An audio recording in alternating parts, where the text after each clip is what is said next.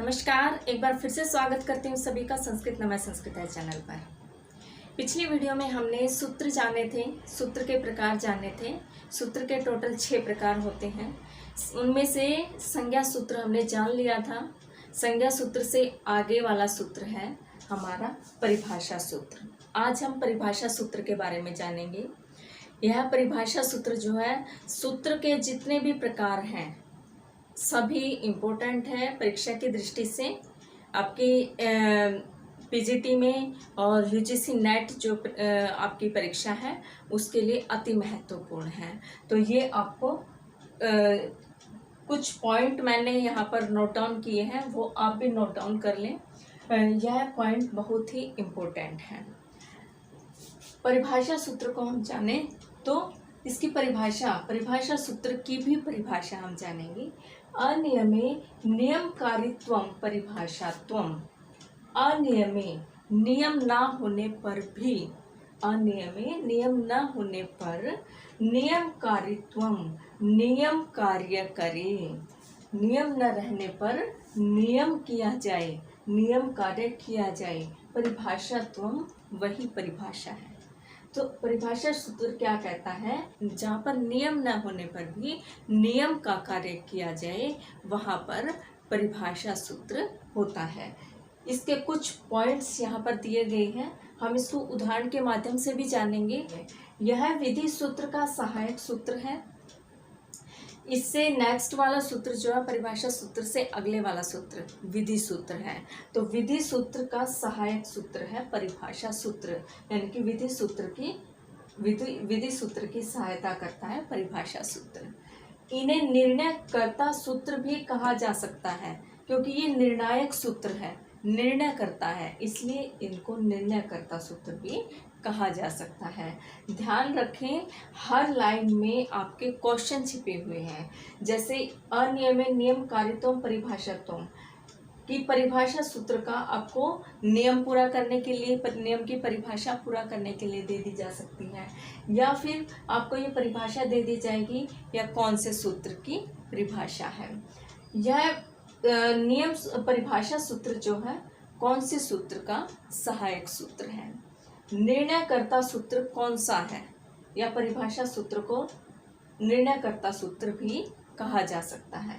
विधि सूत्रों की प्रवृत्ति में जहाँ संदेहात्मक स्थिति उत्पन्न हो जाए वहाँ परिभाषा सूत्र उपस्थित होकर संदेह को निवृत्त करते हैं, यानी कि विधि सूत्रों की प्रवृत्ति में। अब यहाँ पर हमने देखा था कि विधि सूत्र का सहायक सूत्र कौन सा है? परिभाषा सूत्र।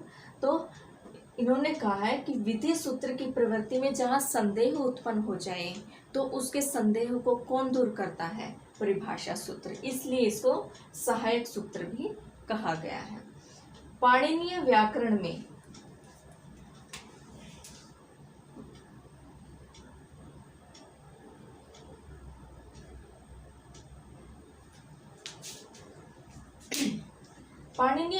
में सबसे अधिक विधि सूत्र और संज्ञा सूत्र है। यह भी क्वेश्चन बनता है कि पाणिनीय व्याकरण में सबसे अधिक सूत्रों की संख्या कौन सी है? विधि सूत्र और संज्ञा सूत्र। सबसे कम परिभाषा सूत्र व अधिकार सूत्र है। सबसे कम सूत्रों की संख्या कौन से सूत्रों में है? परिभाषा सूत्र व अधिकार सूत्र में। अष्टाध्यायी में लगभग परिभाषा सूत्र कितने हैं? लगभग 36 सूत्र हैं। तो इस प्रकार से कुछ पॉइंट्स यहाँ पर लिखे गए हैं। ये सभी पॉइंट्स आपकी परीक्षा की दृष्टि से वेरी इंपॉर्टेंट है। अब हम इनको उदाहरण के माध्यम से जानेंगे। इसमें कुछ उदाहरण दिए गए हैं, जैसे स्थाने अंतरतम है, तस्मिन् नीति निर्दिष्टे, अनेकालशित सर्वस्य आदि। ये कुछ सूत्र हैं। इन सूत्रों के माध्यम से हम जान सकते हैं। जैसे हम सबसे पहले स्थाने अंतरतम ले लेते हैं। स्थाने अंतरतम में जैसे एक सूत्र है इको यणचि।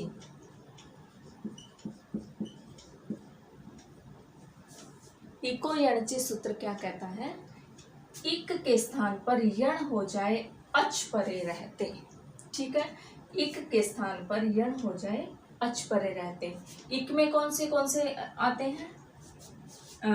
ई, उ, री, ली, यण में कौन कौन से आते हैं? य, व, र, ल।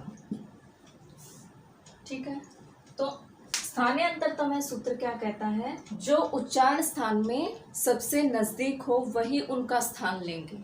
तो यहाँ पर मेन क्या है? उच्चारण स्थान है। जो उच्चारण स्थान के सबसे नजदीक है वही उनका स्थान लेंगे। अब देखिए, जैसे यह सूत्र हमें अभी यह नहीं बताता कि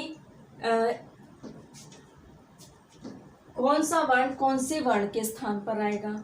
हमें इस चीज का पता कब लगेगा? स्थानीय अंतरतम से, कि जिसका उच्चारण स्थान सबसे नजदीक है वही उसके स्थान पर आएगा। जैसे ई और य, ई और य क्या है? तालु। ई भी तालु है और य भी तालु वर्ण है, तो इन दोनों का स्थान मिल रहा है, उच्चारण स्थान मिल रहा है ई और य का। उ और व, उ ओष्ठ और व दंतोष्ठ।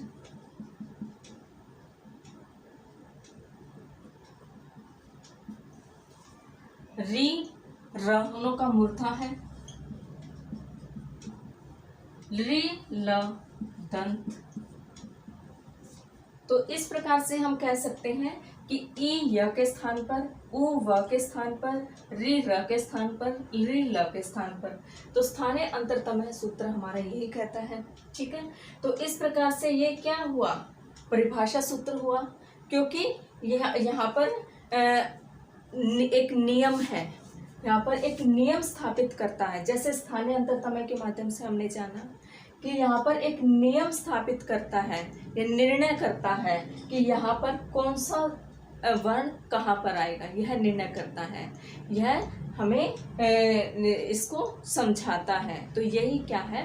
परिभाषा सूत्र है। ठीक है, इसी प्रकार से आप इन सूत्रों के माध्यम से भी आप समझने का प्रयास कर सकते हैं। ठीक है, तो यही हमारा परिभाषा सूत्र था। हर एक पॉइंट इम्पोर्टेंट है, आप नोट डाउन कर लें। तो आज के लिए बस इतना ही, मिलते हैं अपनी अगली वीडियो में, तब तक के लिए धन्यवाद।